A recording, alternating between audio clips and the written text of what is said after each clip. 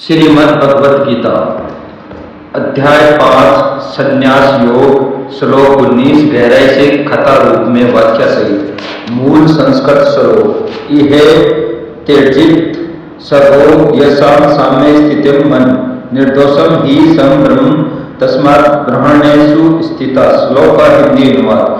जिन लोगों का मन स्वभाव में स्थित है उन्होंने इसी श्लोक में जन्म मरण रूपी संसार को जीत लिया है। क्योंकि ब्रह्मा तो निर्दोष और सम है, इसलिए वे ब्रह्मा में स्थित माने जाते हैं। गहराई से व्याख्या कथा रूप में प्रस्तावना। कुरुक्षेत्र के मैदान में अर्जुन के भीतर लगातार प्रश्न उठते हैं, धर्म क्या है, कर्म और त्याग में श्रेष्ठ कौन है। इस द्वंद्व को शांत करने हेतु भगवान श्री कृष्ण उसे जीवन का परम रहस्य समत्व योग और ब्रह्मा की स्थिति को सरल और व्यवहारिक रूप में समझाते हैं। इस श्लोक में वे उस व्यक्ति की स्थिति का वर्णन करते हैं जो समदर्शिता सभी में समानता देखना को प्राप्त कर चुका होता है। कथा वसुदेव और चांडाल। बहुत समय पहले की बात है। दक्षिण भारत में एक संत थे वसुदेव स्वामी। वे अवधेत वेदांत के महान ज्ञानी और आत्म साक्षात्कार की अवस्था में स्थित संत थे। उनके लिए राजा और ब्राह्मण और चांडाल, पशु और पक्षी सभी में एक ही आत्मा का अनुभव होता था। एक बार वे किसी तीर्थ यात्रा पर निकले। रास्ते में उन्हें एक चांडाल मिला, अछूत समझे जाने वाला एक व्यक्ति जो मांस बेचता था। समाज उसे गणना की दृष्टि से देखता था। वसुदेव ने जैसे ही उस चांडाल को देखा तो हर्षित हो उठे। उन्होंने उसके पास जाकर सिर झुका दिया। चांडाल में चौंक गया, बोला, स्वामी आप तो ब्रह्मज्ञानी हैं, फिर तुम मुझ जैसे पापी को प्रणाम क्यों कर रहे हैं। वसुदेव बोले, हे आत्मन, तू शरीर नहीं है, तू वह ब्राह्मण स्वरूप है जो मेरे भीतर भी है। यदि मैं तेरे शरीर को देखकर भेद करता तो मेरा ज्ञान अपूर्ण होता। यह सुनकर वहां उपस्थित लोग हैरान रह गए। लेकिन तभी एक आकाशवाणी हुई, वसुदेव, तूने ब्रह्मा को देखा है, क्योंकि तेरे लिए सभी जीव एक समान हो गए हैं। श्लोक की प्रमुख शिक्षा है। एक, समदर्शिता की प्राप्ति, मोक्ष की प्राप्ति। भगवान कहते हैं कि जिसने सभी में एक ही आत्मा को देखा उसने इसी जीवन में संसार रूपी बंधन को जीत लिया है। ऐसे व्यक्ति को फिर जन्म मरण के चक्कर में नहीं फंसना पड़ता। उदाहरण, जैसे कोई व्यक्ति सोने के आभूषणों को अलग अलग नामों से जानता है, अंगूठी, कड़ा, हार, लेकिन ज्ञानी व्यक्ति जानता है कि सब सोना ही है। उसी प्रकार जो आत्मा को सभी में देखता है वह भेद से ऊपर उठ जाता है। 2, ब्रह्म निर्दोष और सम है। ब्रह्म न किसी में पक्ष करता है न किसी में दोष देखता है, वह सदा निष्पक्ष शुद्ध एकरस है। अतः जो ब्रह्म को जानता है वह भी उस समता में स्थित हो जाता है। 3, ब्रह्मा में स्थित है व्यक्ति का लक्षण, न किसी को ऊंचा समझे न नीचा, न प्रेम में अंधा होता है न गणना में। वह मित्र, शत्रु, पशु, ब्राह्मण, चांडाल सभी को एक ही आत्मा के रूप में देखता है। आध्यात्मिक गहराई। यह श्लोक आत्मज्ञान की प्रकाष्ठा को दर्शाता है।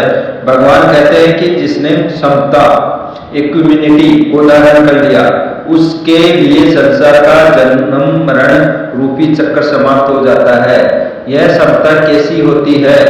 यह कोई भावना शून्यता नहीं है, बल्कि पूर्ण करुणा और निष्कलंक दृष्टि होती है।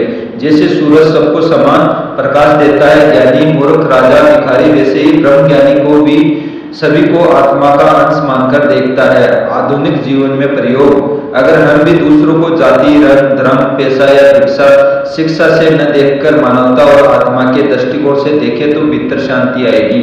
अभ्यास। जब कोई भिखारी दिखे तो उसके भीतर की आत्मा को देखे। जब कोई दुर्व्यवहार करे तो उसके व्यवहार नहीं उसके आत्मा को देखिए। जब कोई अपराधी दिखे तो सोचे यह भी कभी माँ का पुत्र था, आत्मा तो इसमें भी वही है। निष्कर्ष, जिनके मन में समत्व है उन्होंने जन्म मरण के संसार को जीत लिया है, क्योंकि ब्रह्मा भी निर्दोष और सम है। भगवान श्री कृष्ण हमें बता रहे हैं कि आत्मा सब में समान है और जिसने यह दृष्टि पाई वह जीवित रहते ही मोक्ष को प्राप्त हो जाता है। बाहरी भेदभाव केवल अज्ञान का परिणाम है। ज्ञानी के लिए सब कुछ ब्रह्म में है। अंत में यह श्लोक न केवल दर्शन शास्त्र की ऊंचाई है बल्कि व्यवहारिक जीवन का शुद्धतम मार्ग भी है। समता में ही परमात्मा है। जो समता में स्थित है वह ब्रह्मा में स्थित है। समदर्शी वह है जो जीते जी मोक्ष को प्राप्त कर लेता है। भूमिका समत्व की शक्ति, जो सभी में एक ही आत्मा को देखता है, उसने जन्म और मरण की सीमा को पार कर लिया है। यह श्री कृष्ण का दिव्य वचन है।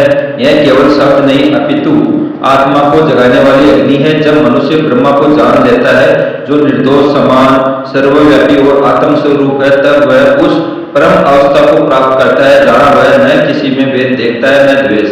इस दर्शन को समझाने के लिए आइए एक प्राचीन कथा के माध्यम से इसकी व्याख्या करें। कथा ऋषि समत्वानंदन की आत्मा यात्रा। प्रारंभ ज्ञान की तलाश। बहुत समय पहले की बात है। हिमालय की एक गुफा में एक महान ऋषि तपस्या करते थे। उनका नाम था समत्वानंद। वे वेद, उपनिषद, योग और ध्यान में निपुण थे, किंतु उन्हें अभी भी लगता था कि कुछ कमी है, कहीं कुछ ऐसा है जिसे उन्होंने जाना नहीं। एक दिन उन्होंने अपने गुरु से पूछा, भगवान, मुझे सब कुछ ज्ञात प्रतीत होता है, परंतु मन के भीतर कोई हलचल शेष है, ऐसा क्यों? गुरु मुस्कुराए और बोले, जब तक तुम मैं और तू के भेद को मिटा नहीं पाते, जब तक तू चांडाल और ब्राह्मण में अंतर करता है, जब तक तेरे भीतर समता नहीं, तब तक तू ब्रह्मा को जान ही नहीं सकता। ऋषि यह सुनकर चौंक गए। उन्होंने निर्णय लिया, अब मैं ब्रह्मा की समता को जानूंगा, सब मैं ब्रह्मा को देखूंगा। प्रस्थान ब्रह्मा के दर्शन की यात्रा। ऋषि समत्वानंद अपना आसन छोड़कर ग्रामों और नगरों की ओर चल पड़े। वे राजा से लेकर भिखारी तक, पशु से लेकर पक्षी तक हर एक से मिलते और पूछते, क्या तू ब्रह्मा है? क्या तेरे भीतर वही आत्मा है? प्रत्येक उत्तर उनकी समझ को और बढ़ाता, परंतु पूर्णता अविशेष थी। प्रथम दृश्य चोर और किसान। एक दिन वे एक गांव पहुंचे। वहां एक चोर पकड़ा, यानी कि कौन पकड़ा?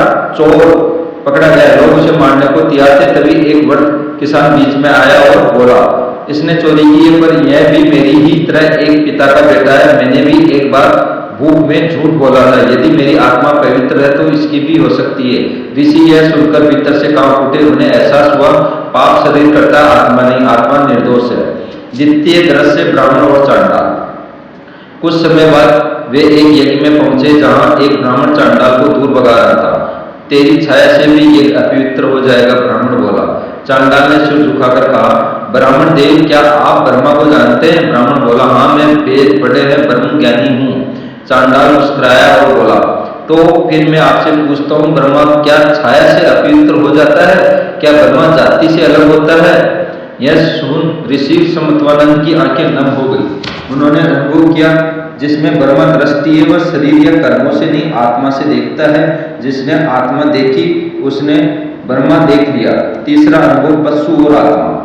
एक दिन वे एक वन में जा रहे थे जहाँ एक घायल कुत्ता पड़ा था। लोग उसे पत्थर मार रहे थे। ऋषि ने जाकर उसके घाव पर जड़ी बूटी लगाई, उसके मुंह में पानी डाला और उसे गोदी में उठाया। तभी भीतर एक आकाशवाणी हुई, समत्वानंद, तू अब समत्व को प्राप्त कर चुका है। जो तूने ब्राह्मण में देखा वही अब तू कुत्ते में भी देख रहा है। तूने ब्रह्मा को जान लिया है। ऋषि की आंखों से आंसू बहने लगे।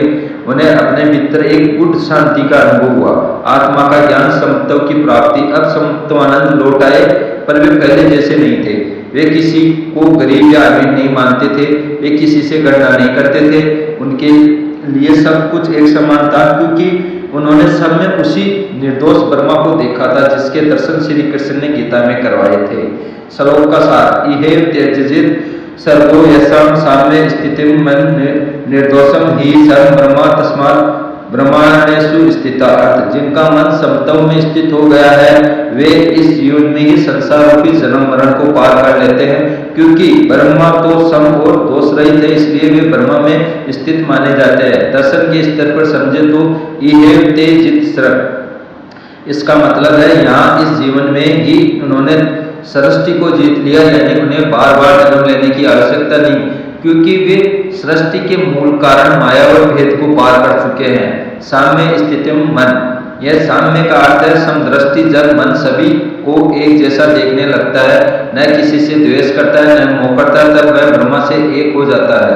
मन के स्तर पर शिक्षा, जब हम लोगों को भिन्न भिन्न स्तर पर आंकते हैं, यह अमीर है, यह गरीब है, यह अछूत है, यह ज्ञानी है, तब हम ब्रह्म में रहते हैं। ज्ञान का प्रथम चिन्ह यही है कि हम सब में एक आत्मा को देखना सीखे। व्यवहारिक उपयोग, जब कोई व्यक्ति क्रोध करे तो उसका व्यवहार देखे, आत्मा नहीं। जब किसी गरीब को देखे तो उसे करुणा से देखे, घृणा से नहीं।